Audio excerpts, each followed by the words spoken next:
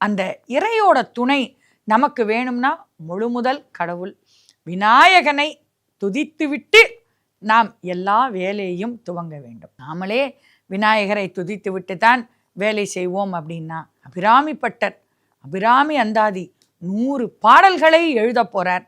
அந்த அபிராமி அன்னையோட அருள் கிடைக்கணும்னா அபிராமியோட மகனான அந்த விநாயகரை வணங்கணும் இல்லையா? இந்த அழகை தோற்றுவிக்கும் இணையில்லாத சக்தி அந்த ராஜராஜேஸ்வரி இருக்காளே, அந்த ராஜராஜேஸ்வரி பேரழகி, அவளுடைய அழகை நான் வர்ணிக்கப் போகிறேன். அந்த அழகை வர்ணிக்கணும் என்றால் எனக்கு விநாயகரின் அருள் வேண்டும். விநாயகர் தான் எல்லா தடைகளையும் நீக்குபவர். விக்ன விநாயகர்னு அவருக்கு பெயர் இல்லையா?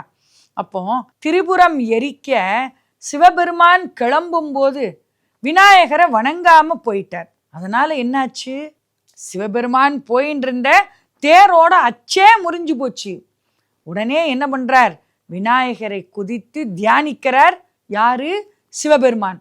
அதுக்கப்புறமா அந்த அச்சு சரியாகி அச்சது பொடி செய்த அதிதீரா அப்படின்னு அந்த விநாயக கடவுளை மிகச்சிறப்பாக நாம் வணங்குறோம் இல்லையா?